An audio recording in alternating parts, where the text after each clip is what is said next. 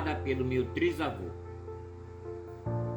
Contava meu trisavô que os animais que viveram no tempo de Noé já viviam em tempo muito avançado. Eles já possuíam reis e depois até se tornaram ditadores, como foi o caso da dinastia do Rei Leão. Eles também já haviam conseguido um avanço muito grande com relação à medicina e sobre os seus direitos sociais trabalhistas, religiosos, militares e seculares, etc. Ele contou que numa determinada ocasião o galo já não era fiel a uma só galinha e começou a tratar a titular com autoritarismo e violência, humilhando-a. E desse modo, a concubina muitas vezes já levava mais vantagem do que a galinha titular. Foi então que as titulares resolveram reivindicar seus direitos e seus dotes legais. Então elas diziam: não podemos ir pedir justiça ao leão, porque o leão é da mesma coja deles. Precisamos defender e exigir nossos direitos. A lei nos garante que quando o rei não estiver mais em condição de presidir sobre o seu povo, ele deve abdicar, e alguém da família deve assumir. E a leoa seria a primeira a ser indicada para exercer o cargo. Quando elas souberam que o leão adoeceu e não mais respondia por tal ônus, elas foram falar com a rainha leoa. Foram munidas de argumentos, documentação, testemunhas, e ainda diziam: contra fatos não há argumentos. Mas a audiência exigia a presença dos galos, e eles também foram preparados. Quando chegou o momento, a rainha leoa abriu a sessão e falou: que falem as vítimas. E então elas disseram: senhora rainha, nós estamos sendo lesadas nos nossos direitos, enquanto mães, parceiras, operárias. Como a senhora sabe, tanto que trabalhamos e não temos saias, e todo dia um ovo e um sapato nada. Os galos pediram o direito à defesa, e eles disseram: se vocês querem tudo isso, então trabalhem suas éguas, façam como nós, trabalhem. A rainha leoa pediu que os ânimos se acalmassem e ela iria dar o parecer final. Então ela disse: quando o galo conseguir colocar ovo, tiver a delicadeza de cuidar dos pintinhos, então ele será o chefe. Ele será o papel de pai, parceiro e operário, como as galinhas. E assim ela terminou o julgamento. E as galinhas unidas conseguiram vencer o autoritarismo e a infidelidade dos galos, graças à sabedoria e à solidariedade da rainha leoa. E as galinhas saíram do palácio real dizendo: galinhas unidas jamais serão vencidas. Natural News. A mentira mata a alguns, a inveja cega a muitos, o orgulho escraviza a todos. O poder pode provocar a vaidade, a astúcia ensina a maldade, a intriga gera a vingança. A misericórdia salva a todos, a educação esclarece a muitos, a união é colírio para a cegueira de alguns. A liberdade é a ferramenta principal da democracia. O amor deve ser a base da disciplina. A razão deve levar ao diálogo e ao altruísmo. A prudência é a força do direito sabendo julgar. A alma de um povo é a solidariedade. O zelo de uma nação é como um corpo vencendo a intolerância e o preconceito da tirania própria dos ditadores. Aprendamos com a força do direito antes que chegue o direito da força. Dupla Sabiá e Beija-Flor. Sabiá. As pessoas que conhecem você, Beija-Flor, estão admiradas do seu traje. Elas dizem que quando você não é mirabolante, é bizarro. Às vezes, parece até com um pobre andrajo. Tá ligado? Beija-flor. É papo, é papo. Eu ando assim, com traje requenguelo, porque eu quero. Até porque eu não sou pastor e nem político para usar paletó e gravata, tá ligado? Sabiá. Os seus amigos, Beija-flor, estão desconfiando de que você vai ser candidato nas próximas eleições. Lhe dizem que você está andando a pé, cumprimentando todo mundo e anda rindo com o vento. Isso é sério, Beija-flor? Beija-flor, tô falando. Eu tenho um forte desejo de trabalhar pelo meu povo. Essa minha política não é a política do meu bolso, e sim a política do bem comum. Até porque eu não preciso ficar rico através da política, pois o que eu ganho e o que eu tenho já é o suficiente para eu viver bem. Mas é como disse Platão, o filósofo: se eu não gostar de política, eu terei que tolerar e ser governado pelos que gostam. Tá ligado? Sabiá. Eu não quero que você se aborreça, Beija-flor, com o que eu vou lhe perguntar. É verdade que tem um rico empresário por trás dessa sua candidatura, prometendo bancar tudo para você? É claro que se você for eleito, ele será recompensado bem, não é verdade? Só que eu acho isso muito estranho quando se trata de uma política honesta, tá ligado? Beija-flor. Égua, até isso já andam comentando por aí?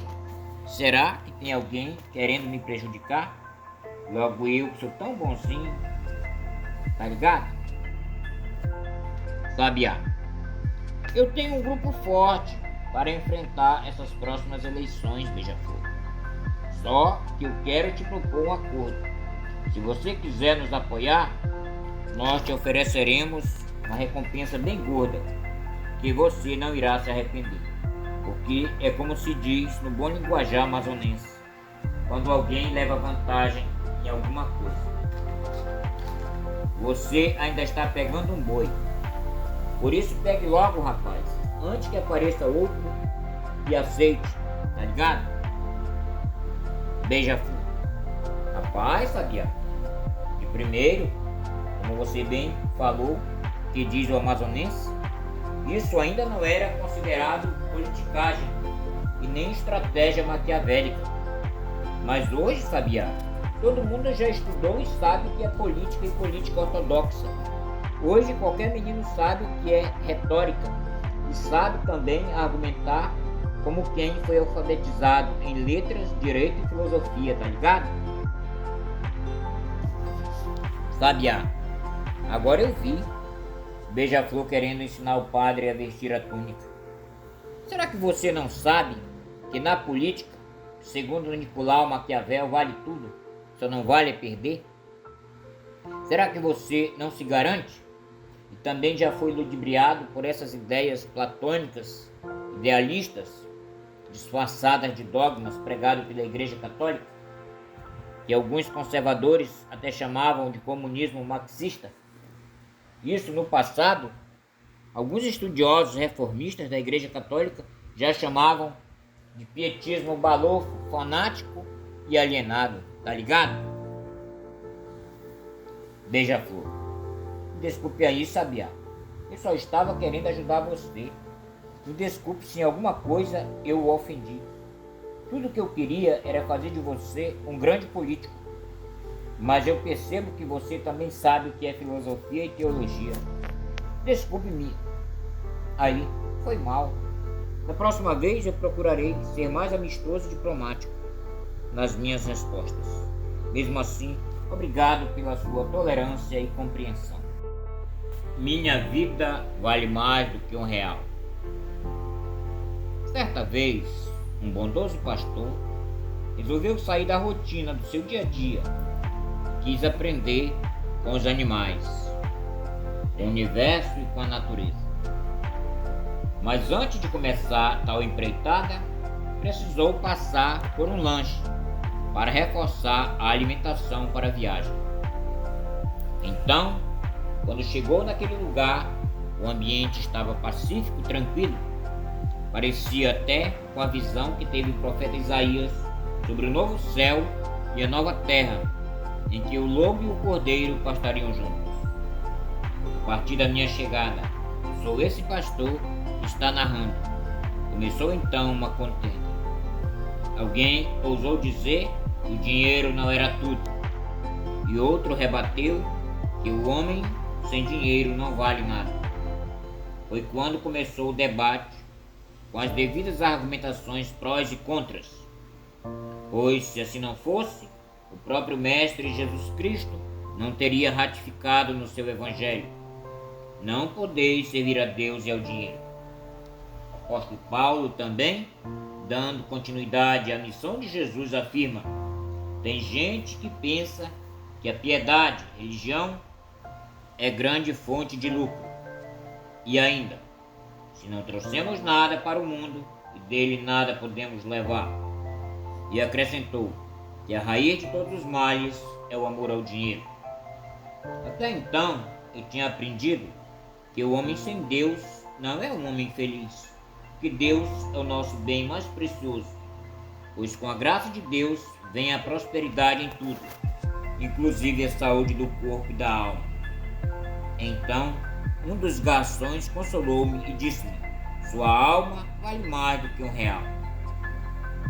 Até que deixei aquele lugar e comecei a entrevistar os animais. Cheguei com bem-te-vi e perguntei para ele: para que serve o dinheiro? Ele então respondeu-me que na administração dele o dinheiro era desnecessário, pois tudo que ele fazia não dependia de dinheiro. Voltei-me para o João de Barro e o interroguei também com a mesma pergunta. Então ele se desabafou: esse negócio de dinheiro é coisa dos homens. São eles que sabem para que serve o dinheiro. Até hoje eu construo a minha casa e não dependo de um centavo para deixá-la pronta. Nunca dormi na chuva por falta de casa e por não ter dinheiro para construí-la. Então eu percebi que a filosofia deles era a mesma e que as respostas chegavam à mesma conclusão: somente Deus é indispensável, porque Deus deve ser tudo para nós, que homens e animais não defendem a mesma filosofia sobre o dinheiro. Foi então que resolvi consultar a professora Coruja e perguntei para ela: amiga Coruja, o que devo ensinar aos homens? Eles não conhecem a verdade e ensinam doutrinas vãs. Então ela comentou: a verdade é esta: uma sábia águia já testemunhou que Deus é amor, e quem não ama não conhece a Deus. Que Deus é amor, e quem ama permanece em Deus e Deus permanece nele. Então eu anotei a lição e saí repetindo para não me esquecer nunca mais: Deus é amor. Deus é amor. Deus é amor. Questão ontológica. O amor é uma questão ontológica e sua essência se fundamenta na caridade, mas há sempre um ceticismo escatológico, deixando uma cegueira na humanidade. A política está perdendo seu valor ético e prega uma moral apodrecida, se servindo de um label hermético que na prática é egoísta e fratricida. Buscam agradar a gregos e troianos, criando retórica e álibi profanos. Esquecem que a morte nos torna iguais e cultuam o dinheiro e riquezas materiais. Pobres e sôfregas criaturas, nem mesmo o Apocalipse se converte, e vivem sonhando com o espaço e não temem cair em outro laço. Tomara que chegue logo o reino, pois toda essa realidade um dia passa, pois a vida na caverna é só um treino, e há sempre uma realidade metafísica que tudo ultrapassa. Aprendamos com o ontos antes que seja tarde, e saibamos criar belos contos, e que nosso conhecimento enciclopédico se paute pela verdade. Não basta ser renomado em artes, letras e filosofia. É necessário seguir a estrela guia de saber amar e ser amado. Um bom currículo é a lisura, própria das boas relações humanas, onde há ternura à cultura, salvando de situações desumanas. Um transtorno de pensamento pode causar um transtorno afetivo. Corrija seu mau comportamento e seja puro, inocente e objetivo. A ontologia busca a causa última e a sua essência é o amor divino. Atrás da última vem a penúltima e o amor ao próximo é o nosso novo hino. O que foi que eu errei? A história não perdoa os omissos e condenará os covardes. Com isso eu até concordo e digo mais ainda: ela não justificará os indiferentes e reprovará os traidores.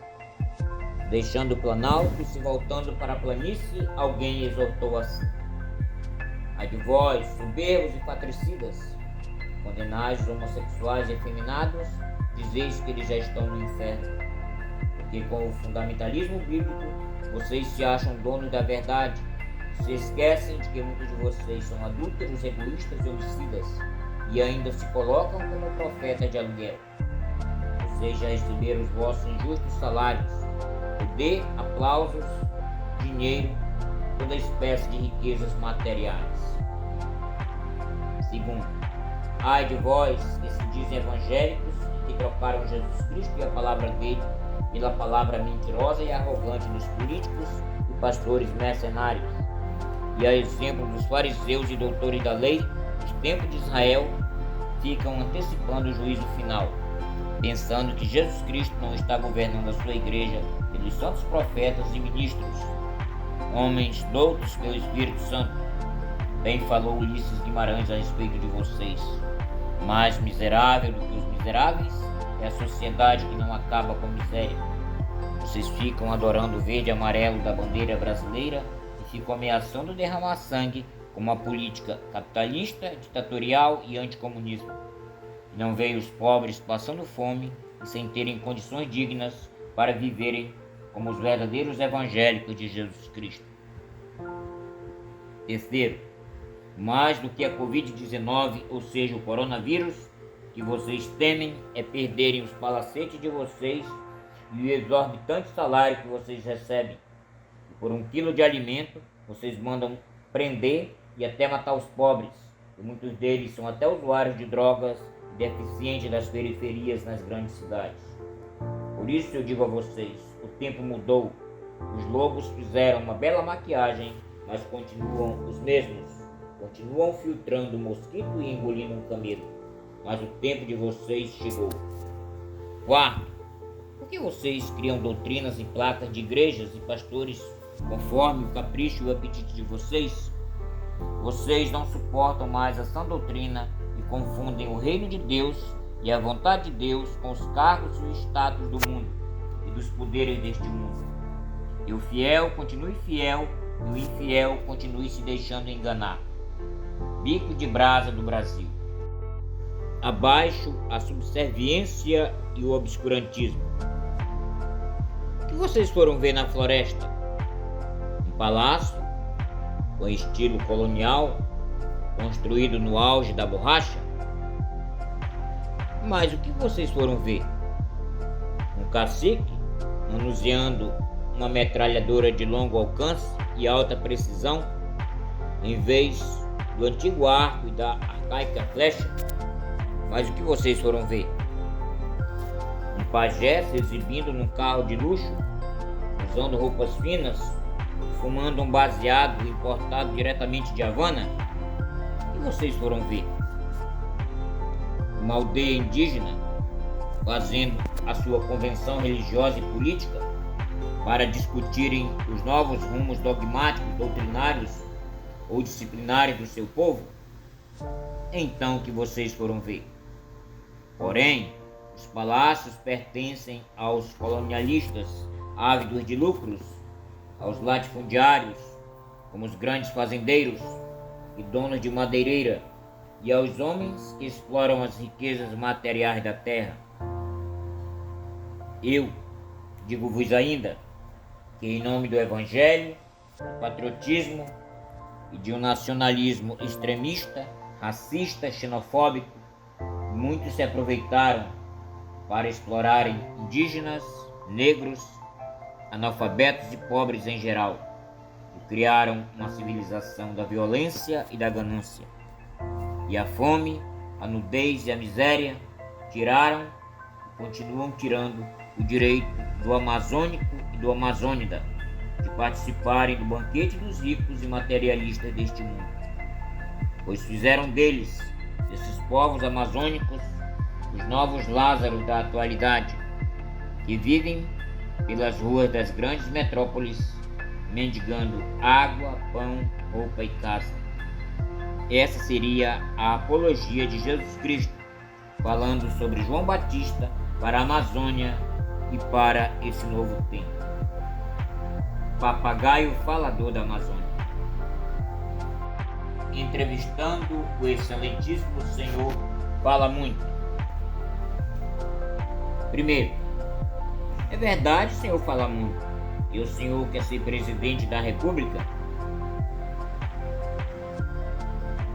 Não sou eu que quero, é o povo quem quer. Segundo, é verdade, senhor fala muito, que Vossa Excelência vai pagar a dívida externa do Brasil? Jamais eu faria isso, até porque a dívida externa do Brasil já foi paga.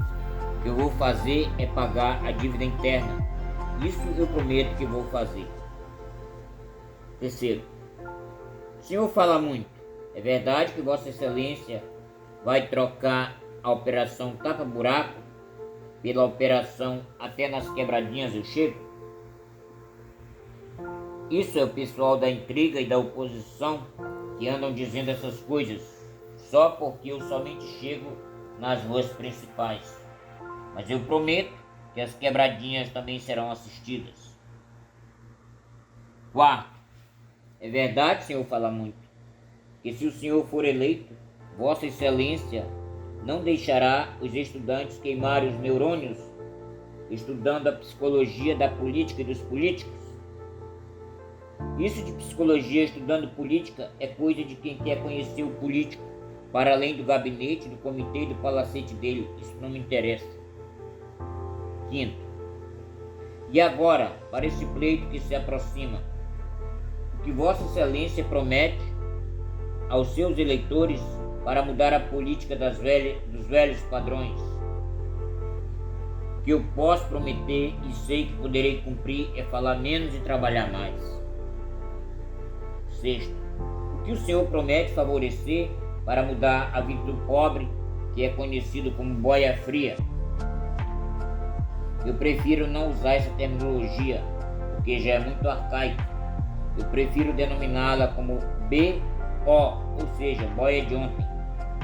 Para isso eu prometo que no passado já prometiam os romanos do panem et circenses. Isso, em outras palavras, significa pão e circo, ou pão e palhaços. Esse fato está na Bíblia. Herodes traiu João Batista por causa de um bailado. E Esaú vendeu a primogenitura dele por causa de um prato de comida, para dizer que comida e diversão ainda é o que o povo mais deseja. Sétimo, e aos nossos futuros políticos, escritores, professores, intelectuais da atualidade, que o senhor aconselha para essa classe privilegiada do saber e do poder? Eu gosto muito da sabedoria dos clássicos romanos, por isso eu diria que não multa, sede multo. Isso significa dizer, não muitas palavras, mas muita ideia. Quando lermos livros, que não sejamos levados pela quantidade de livros, mas pela qualidade, ou seja, poucos mais bons. Muito obrigado, senhor fala muito. Boa sorte para o senhor. Entrevista com a professora Maria Palito. Primeiro, professora, a senhora concorda que existam partidos políticos, torcidas organizadas e rivalidade entre seitas, clubes, comitês políticos, etc.? A liberdade de expressão é própria da democracia. Os exageros é que às vezes prejudicam, que muitas vezes não grelha, é abusar do direito e esquecer-se do dever. Lembre-se da máxima dos antigos: o abuso não anula o uso. Segundo, professora Maria Palito, quando se trata de adotar um animal de estimação, a senhora prefere o gato ou o cachorro?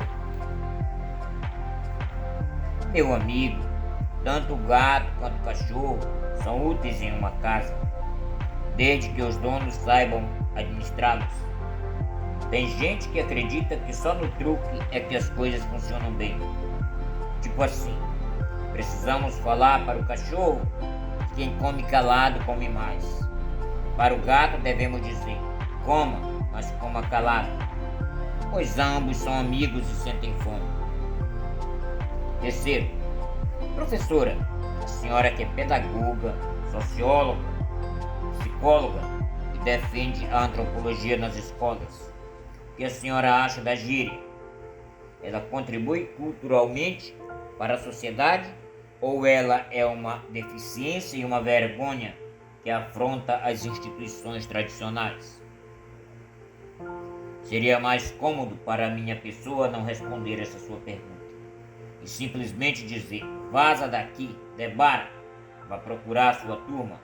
Você aqui é considerado persona non grata. Mas a boa educação faz bem e cabe bem em qualquer lugar. Por isso eu prefiro responder que tudo que é cultura, tudo que é linguagem, tudo que é comunicação fazem parte do homem e deve interessar ao homem. E é, como disse um grande pesquisador e cientista da linguagem, falar diferente não significa que a pessoa está falando errado.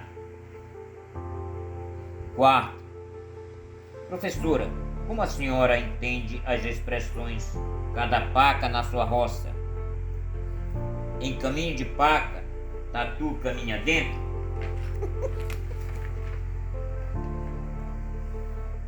Buscarei responder a pergunta usando uma linguagem de sociologia que busca explicar a sociedade a partir de 3 interpretações de segmentos. Estou falando da sociologia clássica e tradicional. Portanto, a funcional fala que as pessoas na sociedade convivem de forma hierárquica, com direitos a cargos, status e, naturalmente, vivem em uma relação de dependência e de obediência. A contraditória vive obedecendo ao materialismo histórico, a uma luta de classe e a uma dialética. É nessa visão sociológica que se encaixa a máxima: trate bem as pessoas quando estiveres subindo, que você pode as encontrá-las quando estiveres descendo. Para dizer que o poder está em movimento, para dizer que quem hoje está governando, amanhã pode voltar a ser governado. E a terceira é a da compreensão, ou seja, a da conexão de sentido. É com essa que buscarei responder a pergunta. Precisamos dar sentido às coisas, à nossa vida, à nossa fé, à nossa profissão, etc. Nem sempre a metáfora deixa clara a ideia que o autor ou o escritor quer passar para o leitor. Cada paca na sua roça quer dizer que cada pessoa deve atuar e interagir dentro da sua profissão, do seu ministério, do seu conhecimento, e não deve querer atuar e influenciar num campo que para ele é alheio e desconhecido. É como se eu quisesse ensinar o soldado a usar a boina e mostrar para o agricultor a técnica para a agricultura morando na cidade. Para concluir, podemos concordar que o tatu caminhe dentro do caminho da paca, desde que receba a permissão da paca e conheça a cultura, a linguagem, os costumes e riscos da cultura da paca. Assim sendo, ele pode caminhar. Quinto, professora, o que a senhora pensa da expressão quem sabe, sabe e quem não sabe bate palmas? Primeiramente, eu quero dizer que o primeiro sinal de sabedoria e de conhecimento se reflete na humildade, na simplicidade do educador. para dizer que cada pessoa domina uma área do conhecimento e a sabedoria vem até nós através dos dons. Precisamos entender que conhecimento não deve ser sinônimo de vaidade, porque o mesmo que hoje é aplaudido, amanhã poderá ser vaiado. Nem todo músico profissional que toca bem clarineta, saxofone e flauta sabe bem assobiar, pois até o guloso deve aprender com a sobriedade do asceta, não comer tudo, mas um pouco de tudo. Muito obrigado, professora Maria Palito. Sucesso na sua profissão. Arara Azul do Miriti. Corônia Viu. Diretrizes básicas para um bom governo. Primeiro, o cachorro que é do rico merece melhor tratamento do que o filho de um pobre. Esse argumento adquire maior força quando se trata de um pobre negro, indígena ou analfabeto. Segundo, o fundamentalista ou fanático de centro, de extrema direita ou de extrema esquerda, que usa a Bíblia Sagrada com interesses mesquinhos ou particulares e deturpa a verdade contida nela para atingir benefícios próprios, enganando a boa-fé dos pobres analfabetos e leigos, não esclarecidos, é tão merecedor do inferno quanto aquele que mente, rouba e mata para ficar rico, poderoso e famoso ilicitamente. Terceiro, abaixo a cabala estrangeira que está querendo desgovernar o Brasil. Aconselhamos que os militares assumam seus quartéis e devolvam aos legítimos e verdadeiros civis aquilo que é de praxe e tradição nesse país. Não precisamos de ditadura nem de ditadores pernósticos, intolerantes, desonestos, violentos, racistas, preconceituosos e charlatães. Se precisássemos de animais selvagens para governar nosso país, não precisaríamos trazer da Europa ou de outro país, pois na Amazônia já temos onças e jacarés suficientes para suprir a demanda. Quarto, quando um mazombo ou estrangeiro chegar a ocupar um cargo de chefe ou outro cargo que somente caberia por justiça a um brasileiro legítimo pela cultura e pela nacionalidade, ele deveria respeitar os povos autóctones e a cultura desses povos e pensar que a América do Sul não é a América do Norte, e que o Brasil não é os Estados Unidos nem a Europa, para se espelhar neles e importar de lá a cultura e os costumes desses lugares.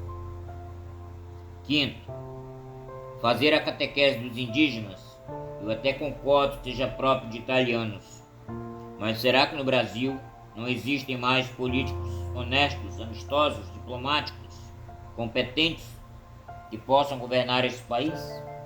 Será que é preciso trazer o fascismo da Itália para fazer o Brasil de cobaia, para buscar fazer dar certo aquilo que já foi desprezado na Itália e descartado na Europa? Portanto, Brasil com populismo, fascismo, fanatismo e extremismo de esquerda ou de direita, nunca mais. Sexto, o Messias no poder sem ser Jesus Cristo pode ser somente um sedutor, um charlatão e o próprio anticristo. Sétimo, democracia e liberdade caminham juntas.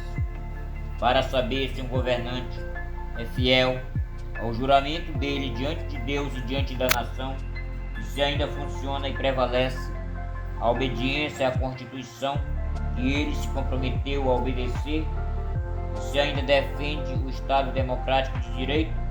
Para isso é necessário observar o seguinte: ele pode ser praticante de qualquer credo, contanto que defenda a arte, a ciência, a imprensa, a liberdade de expressão, a fé em Deus e a caridade para com todos.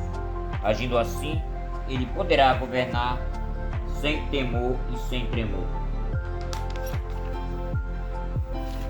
Oitavo, se você postula uma vaga como candidato à presidência da República, lembre-se de que você, como chefe do executivo, governará em conjunto com o judiciário e com o legislativo. Não governará como superior deles, nem como subordinado deles, mas terão iguais poderes. 9. Se fez carreira militar pelas Forças Armadas, não deve pensar que tem privilégios e direitos diferentes dos civis, pois todos somos iguais perante a lei da Constituição brasileira. Nem deve jamais ameaçar os demais poderes pelo uso das Forças Armadas. Com isso quero dizer que as hierarquias militares e religiosas estão a serviço da nação e não da politicagem de um dos poderes. 10. Jamais deverá se esquecer dessa máxima. Sua integridade valerá ouro se trabalhar com humildade e amor. Sua competência valerá prata se trabalhar com honestidade e equilíbrio. Sua tradição valerá um sorriso se trabalhar com respeito, diálogo e compreensão. Sua boa vontade valerá uma reconhecida gratidão se nela transbordar a habilidade, experiência e saúde mental e física. 11.